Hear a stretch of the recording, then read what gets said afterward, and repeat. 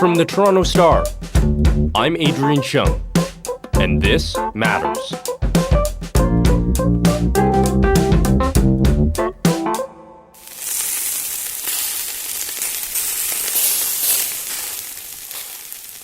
$31 billion is clearly a lot of money. Would you believe that's how much we waste in food in Canada every year?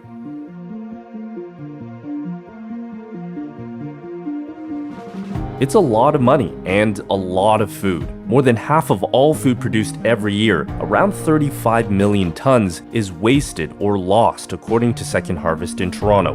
It hits our pocketbooks. The average Canadian household chucks $1,100 worth of food into the trash. But the waste is not just financial. Many Canadians are going without as usage of food banks has surged, especially in the pandemic. It's terrible for the environment. Food waste pumps millions of tons of carbon dioxide and methane gas emissions into the air.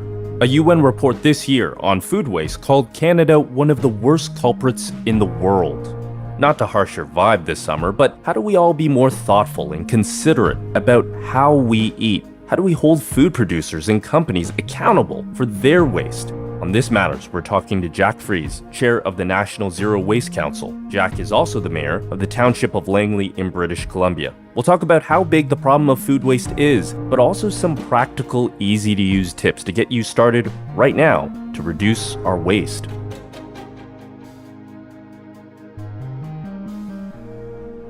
Jack, thanks for taking the time to talk to us about this. Well, thank you very much for the invitation. It's a pleasure to be here. When we start talking about food waste in Canada, there are so many big numbers that get thrown around. $31 billion worth of food every year ends up in landfills. More than half, 58% of all food in Canada gets lost or wasted every year. But to you, what are the most important numbers that you want Canadians to know about how big the food waste problem is? Yeah, it is a big problem. And I think we can all relate, just take it right down to our own household where, you go to the grocery store, you buy that beautiful looking bag of apples and take them home. And one thing leads to another, you eat a couple of them and then you look in the fridge and they're getting a little bit bruised or they're getting a little bit soiled. So you toss them out. That's, right in what we're doing every day in Canada is food is being wasted and inadvertently, no fault of anybody. But I think it's, you take it down to our basic numbers. But looking at the big numbers, see how really big this problem can be. I've got some statistics here and it's always fun to take a look at something that we can really relate to. So 470,000 heads of lettuce are wasted every year. 1.2 million tomatoes. That's a lot. 2.4 million potatoes.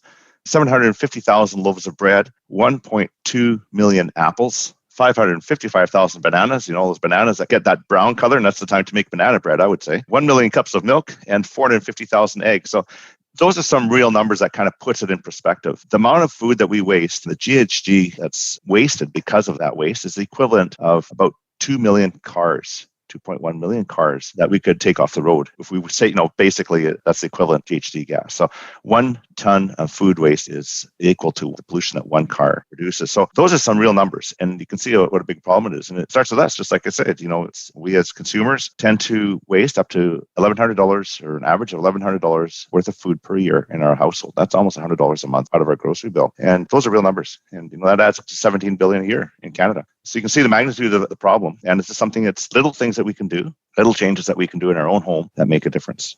Beyond the simple, utter waste of it all, throwing away edible food, literally throwing away your money into the trash can, why is food waste such a big problem? How does it contribute to climate change and environmental issues? Yeah, so as I was mentioning, Canada's 2.2 million tons of avoidable household food waste. And we're not talking about food waste that comes from the producer and the farm. There's all the way along the chain, there's food waste that goes to the processor. In the grocery store, if it doesn't look quite right, it's, tossed out or hopefully it's reused someplace else or composted or sent to food banks. But that doesn't always happen. But just in our own household, like I mentioned, 2.2 million tons of avoidable household waste is equivalent to 9.8 million tons of CO2, which is equivalent to 2.1 million cars. So you can see how it affects our environment. And to produce that food takes energy. There's no way around it. I'm a farmer. When I'm not mayor and not chair of National Zero Waste Council, I do operate a farm. And it takes energy to produce a crop. And that energy, if it's used to produce a crop and then that crop or that item of food is not used, that's wasted and a complete waste. And so it trickles right through our entire economy. So everyone has a part to play. And I've seen some really great programs come out, not only from this program for consumers, for people like you and me, but for producers and for distributors and for grocery stores, and how they're being more careful on how they're using that food. If it looks like it's going to go to waste, it goes to a better cause, to a food bank or to charities and that sort of thing. So there's a lot of ways to do it. But yeah, economically and environmentally, it's a big issue. We'll be right back.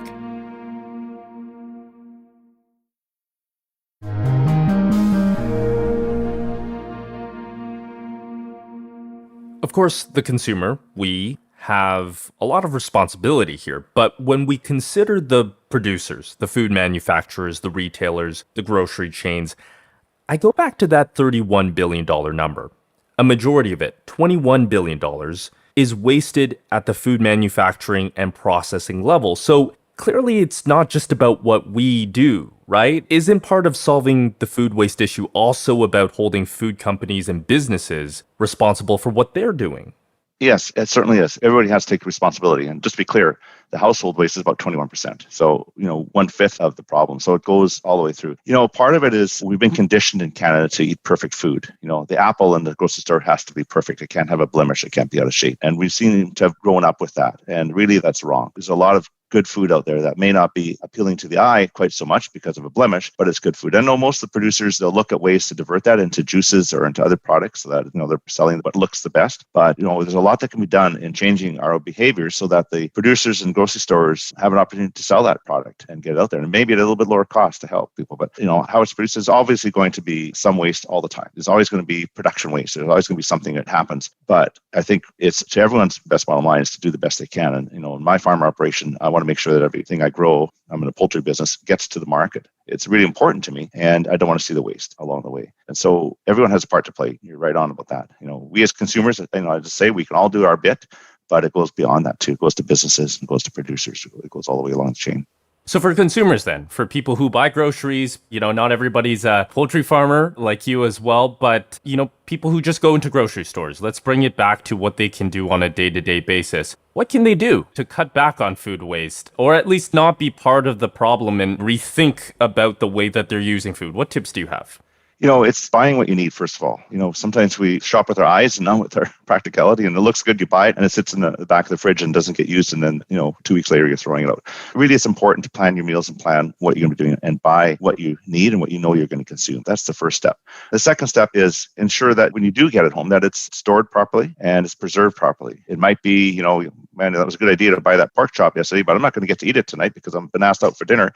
It's going to go in the freezer. But don't just leave it in the fridge and then 2 weeks later you have to throw it out. It's how we store our food, and buying what we need is important. And then looking at ways to use that food in other ways. The Love Food, Hate Waste campaign that we have, there's a website, lovefoodhatewaste.ca. There's some tips and tricks on how to utilize food that you might think, I can't do anything with this. So we're trying to get the word out, but there's all kinds of opportunities on the internet to find ways to use food, new recipes, creative recipes that are easy so it doesn't go to waste. So we all have a part to play. And, really, as consumers, when we do go to the grocery stores are there to work with their customers, to give the customers what they want. It's up to us as customers to go in and say, you know what, why is just this choice here? Why don't we have these other choices? And, food that would normally go to waste.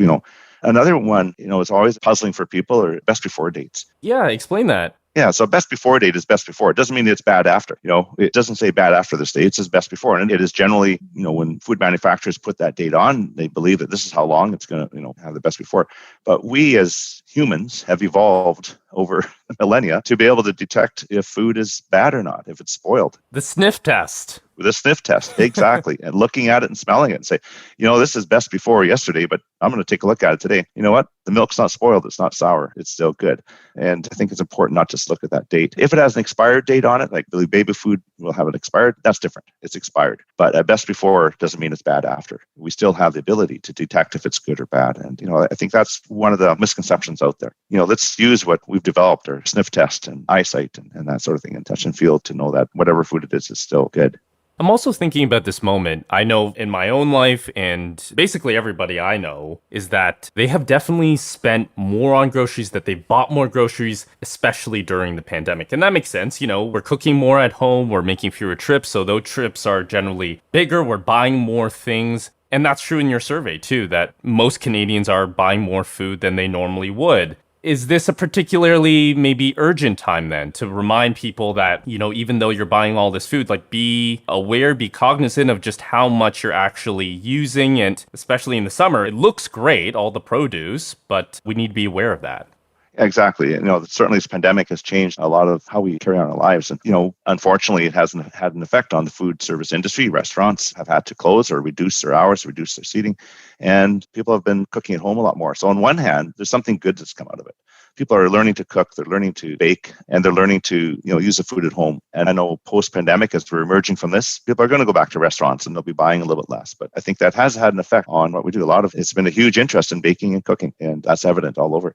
So that's one of the good things that has come out of it. One of the bad things is that perhaps we're buying too much. We're making fewer trips. Leaving our home, don't want to be out as much. Leaving fewer trips, so you're buying more, and then getting it home and not storing it properly, and so then it leads to more waste. So, there's a double-edged sword. On one hand, we're learning how to cook and bake. I know I've taken up that hobby and quite enjoyed my sourdough breads, but can't find yeast anywhere now. No, I know that was a difficult thing, but so it's created that. But on the other hand, it may have caused us to purchase more, especially in the beginning of the pandemic. There's a lot more of that, people not wanting to get out as much. But now, as we're starting to emerge, I think that'll change back. We'll go back to our old habits.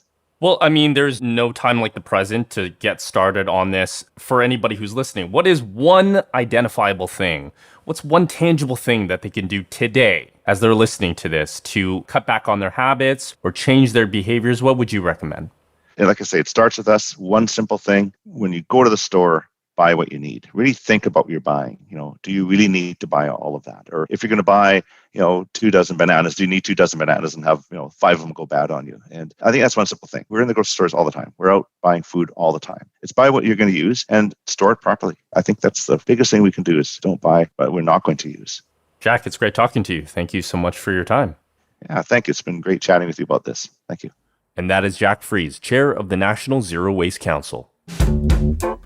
That's it for today. Thanks for listening. This Matters is hosted and produced by me, Adrian Chung, Saba Aitazaz, and Raju Muthar. Produced and mixed by Sean Pattinen, and our director of programming is JP Fozo. Our show theme music is by So Called, and our episode music is by Mike DeAngelis. We want to hear what stories matter to you. Please send us comments, questions, or ideas to thismatters@thestar.ca. Please consider supporting the journalism the Toronto Star newsroom does at thestar.com. And don't forget to subscribe to This Matters on Apple Podcasts, Spotify, or wherever you listen to your favorite podcasts. Let's talk soon.